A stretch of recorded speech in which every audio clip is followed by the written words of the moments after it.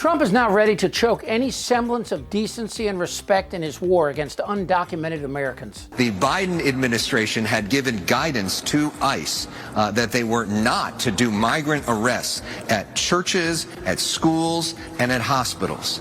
The Trump administration has now changed that guidance. The only guidance is now use common sense when doing arrests, which gives ICE more power and more ability to potentially go into schools and churches and hospitals to conduct their arrests. This is Alexi Giannoulias. He's the Illinois Secretary of State, but he's more than that. I'm as mad as hell. He's somebody who gives a shit and cares about people first.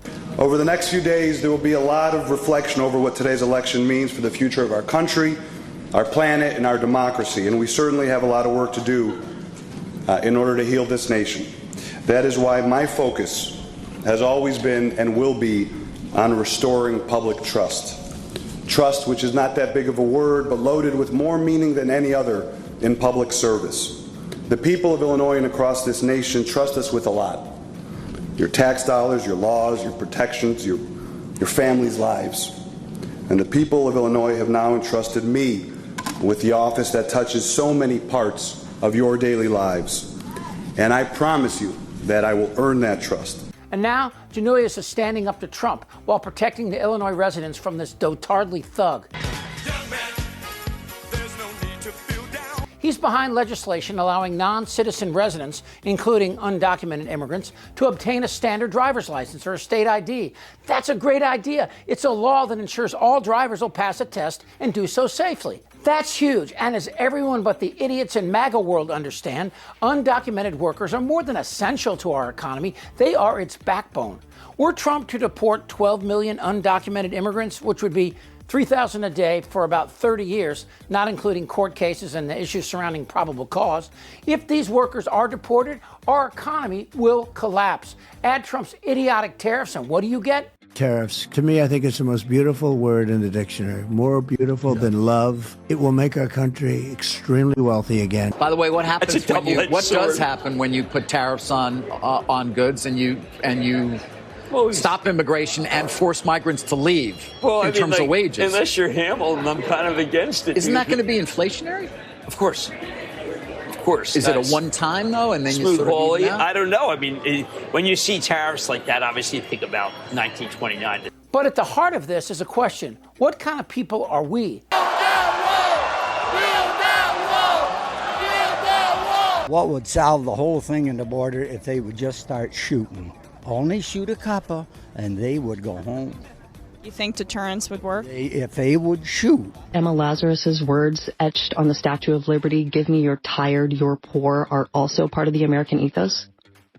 They certainly are. Give me your tired and your poor who can stand on their own 2 feet and who will not become a public charge. By the way, I love that notion that immigrants want to freeload. How much do you think undocumented immigrants pay into the tax system every year? Zero? Nothing. Probably nothing. Undocumented, I would guess zero. Why would they pay anything? My guess is nothing. Since they're undocumented, $0. $100. $100. 2022, they paid $96 billion into Social Security and Medicare, just undocumented. I really don't know what to say about it. 2022, they paid $96 billion into the Social Security Medicare system. It seems ludicrous that there would be that kind of money coming in. You are 100% right. Given everything we've heard, it sounds absurd. It sounds insane, just like an alternate reality, right? It runs counter to the entire narrative that we've been getting the past several years. The government? The undocumented immigrants, they paid into the system. They pay it into the system. Okay. So through ITN number. It's undocumented immigrants? Undocumented immigrants. They pay Medicare, they pay Social Security. They don't get Social Security. Right, but they pay into it. They pay into see, I wasn't aware of that. Yeah. I wasn't aware of that. And while Trump threatens states like California and Illinois, there are voices standing up to his rhetoric despite Trump's threats. Breaking news, Mike Davis, a Trump-aligned lawyer and former Senate aide, has made a bold and controversial statement regarding the incoming administration's immigration plans. Davis declared that any Democratic mayors or governors who obstruct President-elect Donald Trump's mass deportation initiatives will be arrested immediately. This fiery warning comes amid rising tensions between Republican leaders and Democratic officials. with some Democrats vowing to resist Trump's aggressive immigration policies. Davis's remarks suggest that the Trump administration will take a zero-tolerance approach to opposition, potentially escalating confrontations between federal and local authorities. But Alexi Giannoulias is one of those not backing down. He will not comply to Tiny Finger's demands for the DMV to turn over data about undocumented immigrants without due process. But that's just the beginning.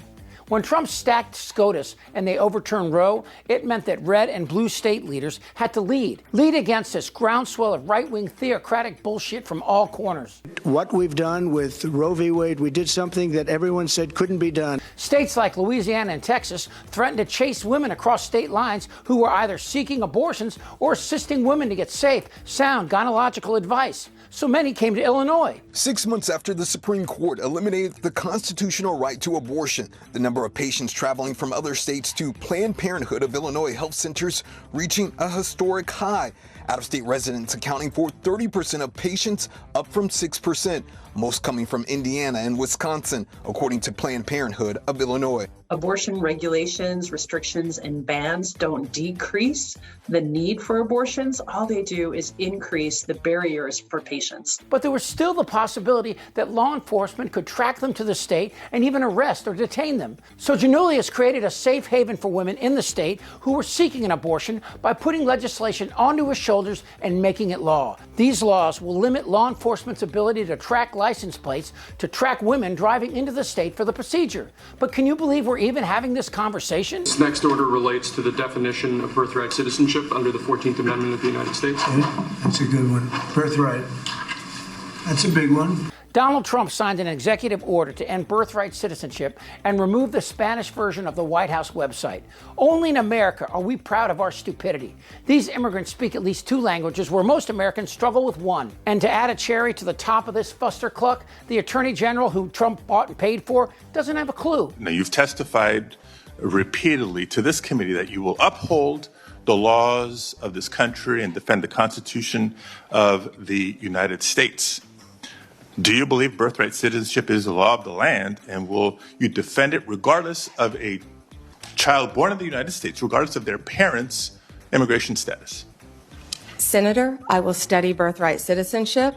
I would love to meet with you regarding birthright citizenship. Can I answer the serve question? as the Attorney General of the United States, and you still need to study the 14th Amendment of the Constitution? This is pathetic on so many levels. The 14th Amendment is clear. If you're born here, you're a citizen. If you don't like that, the Constitution has wording that allows you to change it. But that's not Trump's end game.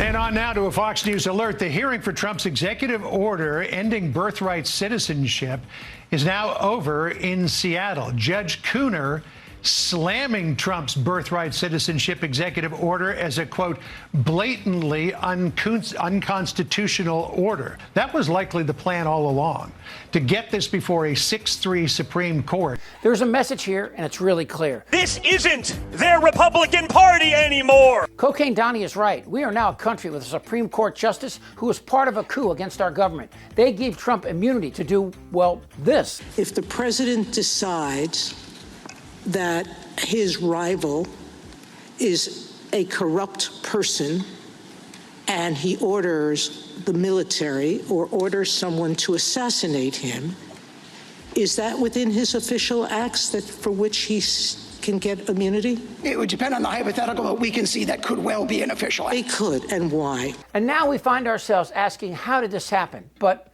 that's the wrong question. The right one is, what can I do to stop it? Damn right. This is not a normal election. Whether the women like it or not. Suck my fat one. I don't want to talk about this stuff. Am I wrong? Yeah. They're eating the dogs. You're an idiot! I think he's crazy. I'm Chip Franklin.